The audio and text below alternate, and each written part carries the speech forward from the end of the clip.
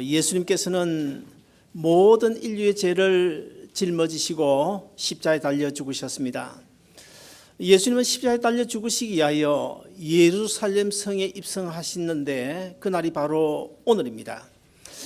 예수님께서 예루살렘 성으로 입성하시면서 자그마한 나귀 새끼를 타고 오고 계십니다. 그때 많은 무리들이 모여서 겉옷을 펴기도 하고, 그리고 종려나무 가지를 꺾어서 호산나 다윗의 자손이여 하면서 예수님을 환호를 했습니다. 그래서 오늘을 가리켜서 이 종려나무 가지를 가지고 예수님을 환영한 날이다, 그런 주일이다. 그래서 팜 선데이라고 그러고 종려주일 또는 고난주일이라고 말합니다. 한국 교회가 옛날에는 이 종려주일이라는 말을 별로 많이 사용하지 않고 고난주일이라고 그랬습니다. 그런데 최근에 들어와서는 고난주일보다는 종려주일이라는 말을 많이 사용하고 있습니다. 이번 한 주간은 우리 주님께서 정말 말할 수 없는 그런 고난을 당하셨어요. 오늘 우리가 읽은 본문은 우리가 너무나 우리의 머릿속에 잘 각인되어져 있는 너무나 귀한 말씀인데, 우리가 읽은 오늘 이 본문을 자세히 살펴보면 두 가지입니다. 첫째 하나는 예수님께서 십자가에 달려 죽으시기까지 고난을 당하셨는데 그 고난 당하게 된 동기가 무엇이냐, 고난 당한 이유가 무엇이냐, 그것을 우리에게 밝혀주고 있는데요. 오늘 본문 5장 초두에 보시면 이렇게 말씀하고 있습니다. 그가 찔림은 우리의 허물을 인하며 그가 상함은 우리의 죄악을 인함이라.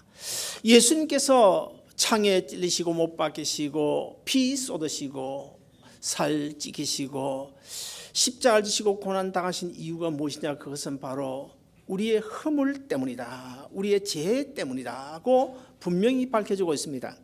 그 다음에 두 번째, 오늘 본문 5절에 보면 역시 주님의 고난으로 인해서 우리가 얻은 유익이 무엇인지를 밝혀주고 있습니다. 5절 하반절입니다. 거기 보면 그가 징계를 받은 것은 우리가 평화를 누리게 해주시기 위해서였다고 말씀하고 있고, 그가 채찍에 맞은 것은 영육간에 병든 우리를 낫게 해주시기 위하여 채찍에 맞으셨다고 분명하게 말씀하고 있습니다. 저는 오늘 아침에 이 본문을 다시 한 번 더 일찍 아침 5시 좀 넘어 일어나 가지고 본문을 리뷰하면서 그런 생각을 했습니다. 정말 오늘 이 본문 우리 주님께서 십자가에 달려 죽으신 그 고난의 유익이 무엇이냐, 그것은 바로 우리가 이 제약된 이 세상에서 평화를 누리면서 살기에 해 주시기 위하여, 그 다음에 두 번째는 영육간에 상처 입고 아니면 병든 심령들이 병든 육체가 낫게 해주시기 위하여 주님이 죽으셨다고 말씀하셨는데, 하나님 아버지, 오늘 드리는 이 종려주일 예배 그리고 성찬식을 통해서 우리 교회의 영육간에 특별히 육체적인 질병 때문에 고통하고 신음하고 있는 성도들 한 사람 한 사람 갈보리 언덕 피 묻은 손으로 찾아가 어루만져 주심으로 깨끗하게 치료해 주시기를 바랍니다 하고 간절히 기도했어요. 사랑하는 여러분, 주님께서 고난 당하신 이유가 우리의 허물 때문이고 우리의 죄 때문이다. 그리고 주님께서 고난 당하심으로 우리가 얻게 된 유익이 바로 우리가 평화를 누리고 우리의 영육간의 질병을 낫게 해주시기 위한 것이었다. 이 본문 말씀이 정말 믿어지시면 우리 다 같이 큰 소리로 아멘 하십시다. 아멘. 주님의 고난을 생각하면서 우리는 해마다 사순절이 되면 6주 동안 정말 힘든 가운데도 모여서 소구를 합니다. 그리고 또 고난주간 한 주간 사실 매일 5시 반에 새벽기도 나오는 이게 결코 쉬운 일은 아니잖아요. 그럼에도 불구하고 주님께서 고난 당하심으로 내가 영원한 생명 얻어 하나님의 자녀가 됐는데, 내가 그래서 복을 받아 이 자리에 앉게 됐는데, 내가 영원한 천국을 소유하게 되었는데 우리가 그냥 있어도 되겠냐. 주님의 고난에 동참하는 심정으로 우리 고난 주간을 새벽기도에 참석하고 또 성찬식을 거행하게 되는 것입니다.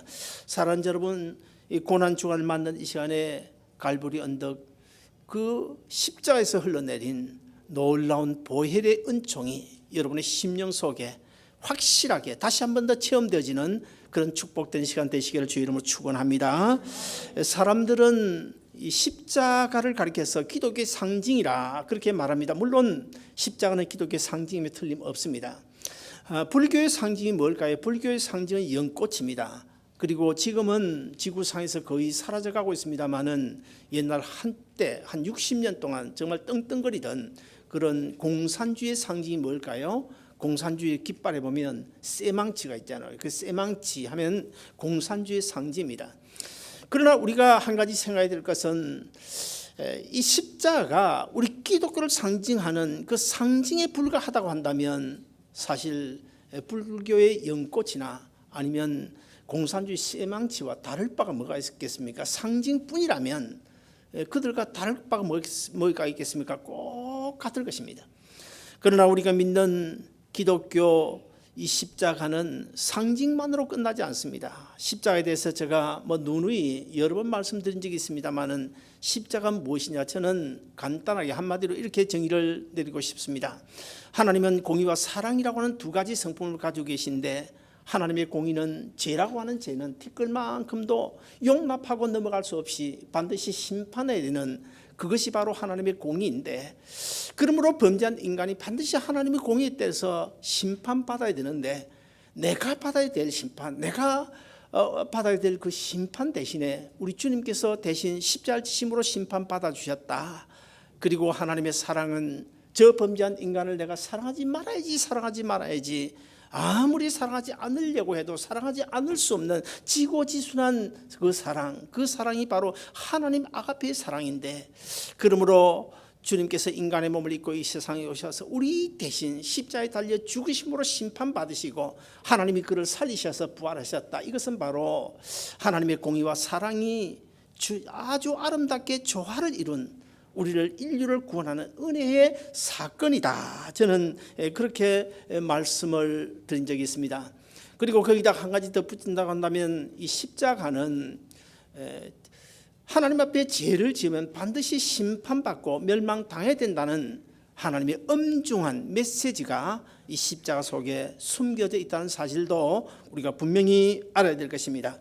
아무튼 간에 우리 주님 예수님께서는 그 무거운 십자가를 지시고, 우리가 지난 금요일도 잠시 동영상을 봤습니다마는 매를 맞고 뺨을 맞고 침뱉음을 당하고 갖은 멸시와 수모와 천대를 당하시면서 그 무거운 십자가 지시고 비아 돌로사 길을 걸어 골고다 언덕까지 올라가야 했는데, 제가 이번에 이제 성지순례를 가면 그 비아 돌로사 길을 아마 걸어가게 될 것인데요.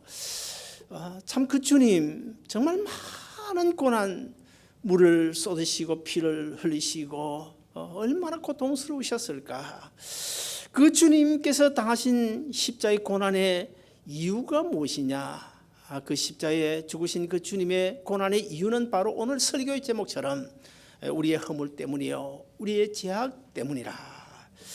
현실적으로 보면 이 죄라고 하는 것은 사람 앞에서 이루어지는 것이지 않습니까? 내가 누구의 물건을 훔쳤다 그러면 그 사람과 나 사이에 죄가 되는 것입니다. 그러나 그 행위가, 물건을 훔친 그 죄가 여겨지는 것은 그 사람에게 여겨지는 것이 아니고 하나님께 여겨지는 것입니다. 그래서 다윗은 시편에 보면 이렇게 고백했습니다. 내가 주의 목전에서 악을 행하여 싸우니 내 죄가 항상 주 앞에 있나이다. 내가 그 사람 앞에만 죄를 지은 것이 아니라 내가 그 사람의 물건을 훔쳐서 내가 죄를 지었지만 그 죄는 그 사람에게가 아니라 하나님께 죄를 지었다는 거예요. 오늘 본문 5절에 보시면 허물과 죄가 나오는데, 이 허물과 죄란 뜻이 무엇일까요? 허물은 사람과의 관계 속에서 이루어지는 것을 의미하고, 그리고 죄는 하나님과 나와의 관계 속에서 이루어지는 것을 의미하고 있습니다. 허물이라고 하는 것은 상대방의 용서만 있으면 그 허물은 사라지게 되어 있습니다. 감추어지게 되어 있습니다. 덮어지게 되어 있습니다. 그러나 죄라고 하는 것은 상대방이 나를 용서했다고 해서, 이해해 주었다고 해서 없어지는 것이 아니고, 죄는 하나님과의 관계 속에서 이루어지기 때문에 하나님의 용서가 있어야 됩니다. 그러므로 어떤 행위 자체가 죄가 되는 것이 아니라 근본적으로 이 죄라고 하는 것은 하나님을 떠난 마음에서 지어진 행위가 바로 죄가 되는 거예요. 우리는 인간은 본래 하나님께서 거룩한 하나님의 형상과 모양대로 짓지 않았습니까? 그래서 본래 우리 인간은 죄를 지으면 안 돼요. 죄를 멀리하며 살아야 됩니다. 그럼에도 불구하고 선악과를 따먹었다, 남의 돈을 훔쳤다, 살인을 했다, 강도짓을 했다, 이것은 다시 말하면 하나님을 떠난 상태를 의미하잖아요. 하나님을 떠난 마음에서 나온 것이기 때문에 하나님의 법을 어긴 것이고 하나님을 떠난 마음이기 때문에 하나님께 죄가 된다는 거예요. 그러므로 허물은 사람이 용서해 줄 수 있지만은 죄는 하나님의 용서가 없으면 결코 사함을 받지 못하는 것입니다.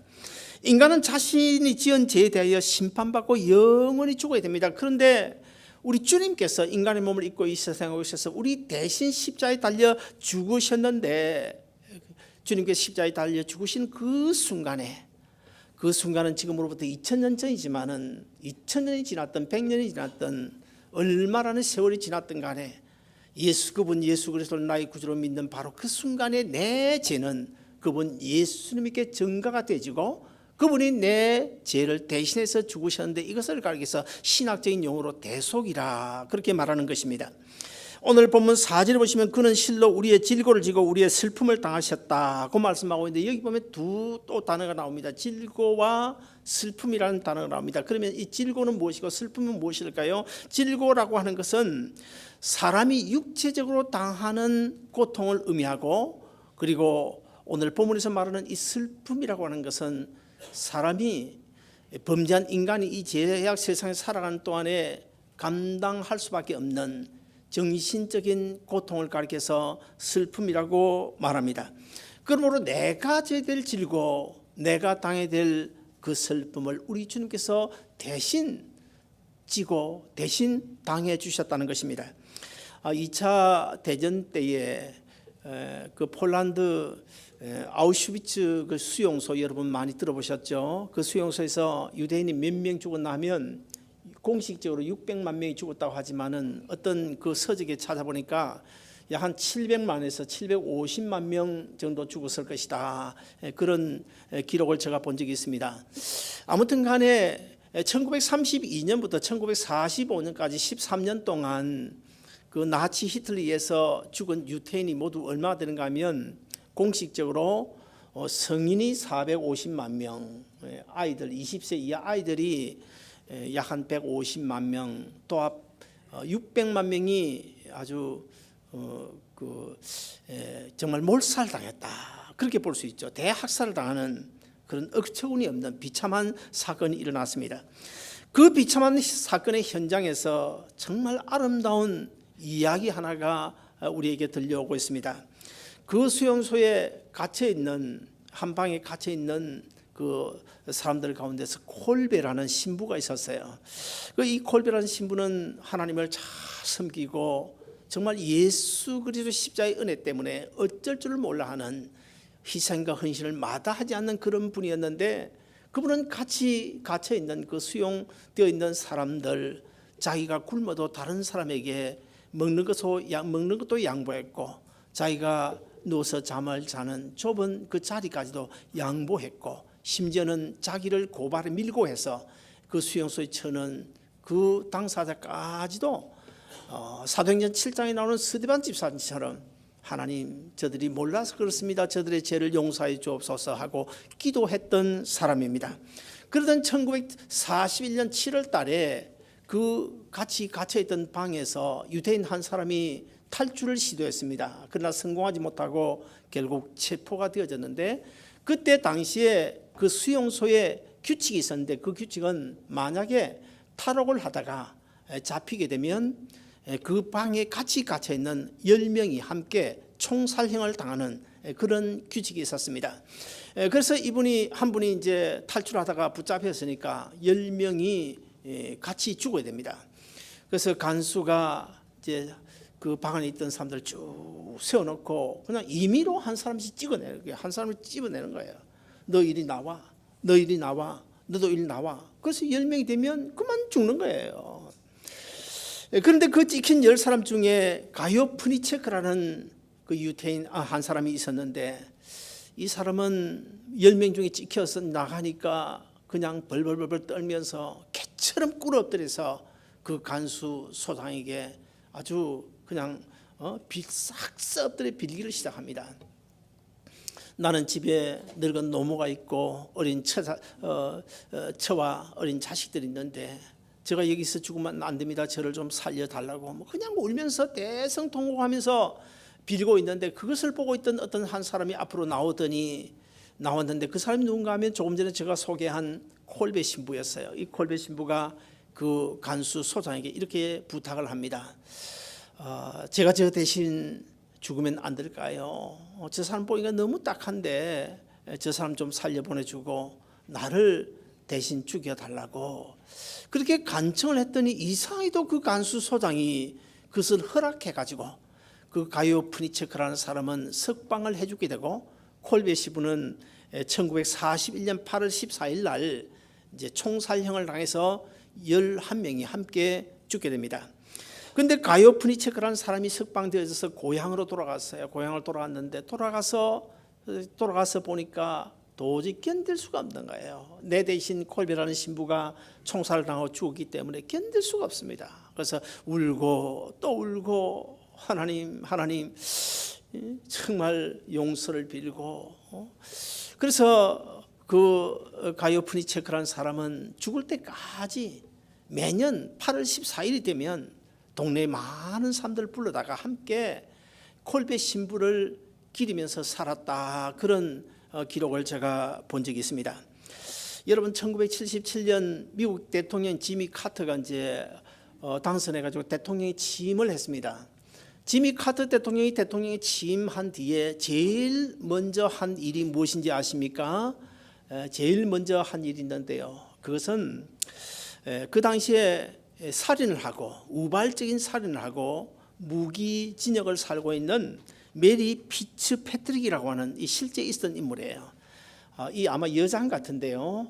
이 사람을 석방을 시켜가지고 자기 하나밖에 없는 딸을 돌보아주는 그런 일을 맡겼습니다. 어떻습니까, 여러분? 여러분 같으면 이 일이 가능할까요? 사람을 죽인 그 무기수를 석방시켜가지고 자기 하나밖에 없는 딸을 돌보도록 맡겼다. 저도 아마 그 일은 못할 것 같습니다. 지미 카터 대통령은 대통령이 된 이후에도 틈만 나면 매주일은 아니겠죠. 매주일은 아니겠고 어쨌든 간에 주일을 가능하면 시골 고향에 비행기를 타고 가든지 내려가서 주일학교 교사를 했다는 사실을 우리가 익히 잘 알고 있지 않습니까? 사실 미국 대통령이라면 세계의 대통령이라고 해도 과언이 아니죠. 그런 미국 대통령이 사실 주일 하루 시간을 낸다는 것은 이거 결코 쉬운 일이 아닙니다. 시간이 난다고 하더라도 그 시골 조그마한 교회 가서 거기 가면 주일학교 전도사가 있고 부장이 있고, 부장도 아니고 전도사도 아니고 그 부장 전도사 밑에서 주일학교 교사를 했다, 대통령이. 그게 쉬운 일일까요? 그런 대통령이 뭐가 시간이 남아돌아서 뭐가 할 일이 없어서 주일학교 교사를 그렇게 자원해서 했을까? 저는 그 답을 결국 오늘 본문에서밖에 찾을 수가 없습니다.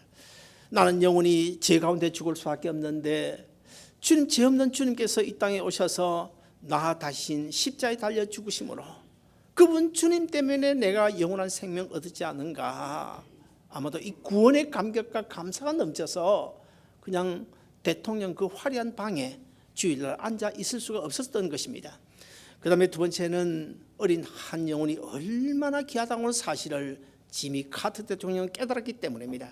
사실 그렇지 않습니까? 오늘 이 자리에 앉아 계신 우리 나이 드신 분들이야 특별한 일 없으면 20년 30년 예수 잘 믿고 우리가 천국 가겠지만은, 그러나 어린 아이들 5, 6, 7, 8 어린 아이들, 이 아이들은요 앞으로 이제 수명이 길어지면 한 100세 이상 살지 않습니까? 그러면 얼마나 긴 세월을 이 악하고 재앙 많은 세상을 살아가야 되는데 얼마나 이들이 살아가야 될 이 세파가 험난합니까?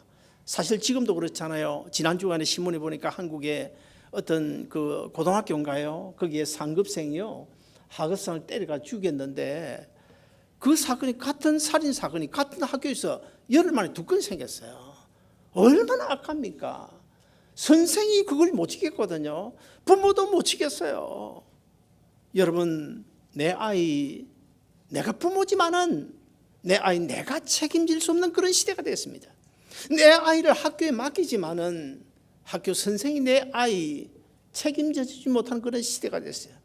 그렇다고 한다면 앞으로 10년, 20년, 30년, 40년 더 긴 세월이 지나면 그때는 정말 알 수 없는 거예요. 정말 알 수 없는. 그렇다고 한다면 이 아이들 우리가 신앙으로 바로 키워야 되겠는데, 신앙으로 바로 키워야 되겠는데 한 어린 한 영혼이 얼마나 귀할까. 우리 교회도 한 30여 명, 뭐 30명이 넘었어요. 30여 명 이 아이들 저는 이 아이들 기도만은 빠뜨리지 않아요. 이 아이들 긴 세월을 살아가야 되는데 하나님 꼭 이 아이들 믿음으로 살게 해 주옵소서. 그럼에도 불구하고 우리는 왜 그분 주님을 믿지 못하는 것입니까? 왜 우리가 성수주의를 하지 못하는 것입니까? 왜 조금만 힘들면 힘들다고 그만 낙심하고 좌절하고 절망이 빠지는 것입니까? 예수님께서 죽으신 것은 억지 죽음이 아니었습니다. 오늘 우리가 읽지는 않았지만 본문 12절을 보시면 이렇게 기록하고 있어요. 이는 그가 자기 영혼을 버려 사망에 이르게 하며 범죄자 중 하나로 혈임을 입었습니다. 여기 이 말씀을 자세히 우리가 묵상을 해보면 이는 그가 자기 영혼을 버렸다. 자기 영혼을 버렸다. 어쩔 수 없이 죽은 죽음이 아니라는 것입니다. 어떤 누구의 강요에서 죽은 죽음이 아니라는 것입니다. 자기 스스로 그 귀한 죄 없는 하나님이신 그 생명을 오늘 우리를 위하여 사정없이 미련 없이 그냥 십자가에 내버렸다. 버렸다. 우리에게 영원한 생명 주시기 위하여, 우리에게 하늘나라 소망을 주시기 위하여 우리 주님 죽어주신 그 십자가의 은혜, 이 십자가의 은혜를 우리가 감사하며 사랑하는 여러분 되시기를 주의 이름으로 축원합니다. 사랑하는 여러분, 고난 주간을 맞이하는 오늘 우리 교회는 성찬식을 이제 거행하게 되는데요. 이 성찬식이 뭡니까? 성찬식은 주님께 십자가에 달려 죽으시고 부활하신 주님께서 찢으신 살과 피를 기념하는 것인데, 영적으로는 주님과 한 몸 되는 거예요. 주님과 한 몸 되어 주님과 함께 십자가에 죽어지는 거예요. 주님과 함께 죽어지고 주님과 함께 사는 이것을 우리가 영적으로 체험하는 시간이 바로 이 성찬 시간입니다. 그러므로 우리가 죄 없으신 주님, 하나님의 아들이신 이 주님, 주님의 살, 주님의 피를 우리가 먹고 마실 때에 이 성찬을 통해서 우리는 주님의 십자가를 되새기는 의미가 있고, 동시에 그가 찔림은 내 허물 때문이요 그가 상함은 내 죄악 때문이라고 하는 사실을 이 시간 우리가 주님 앞에 고백하는 고백적인 의미가 이 성찬식 안에 포함이 되어져 있고, 아까도 제가 기도했습니다마는 더 나아가서 이 성찬은 십자가의 은혜와 능력을 우리가 체험하는 시간입니다. 특별히 오늘 본문에도 기록되어져 있지만은 주님께서 죽으시고 고난 당하신 것, 우리의 허물을 위하여, 우리의 죄를 인하여, 그리고 우리에게 영원한 평화 주시기 위하여 우리에게 영육간에 병든 몸 고쳐주시기 위한 것이라고 저는 해석하고 싶습니다. 아무쪼록 이 시간에 이 성찬식 정말 우리가 간절하게 주님과 함께 죽어지는 그런 심정으로 이 성찬식에 참여하셔서 정말 오늘 저는 이 시간에 특별히 이번 고난 주간에 우리 교회 건강 문제 어려움 당하는 분들요, 여러분 정말 치유의 능력이 일어났었으면 좋겠다. 우리 한 주간 간절히 기도했으면 좋겠습니다. 사랑하는 여러분, 이 거룩한 성찬, 우리가 인생을 살아가는 동안에 세상에서 가장 거룩한 시간이 언제일까요? 가장 거룩한 순간이 언제일까요? 이 성찬식에 참여하는 이 시간이 이 세상에서 가장 귀한 시간입니다. 가장 거룩한 시간입니다.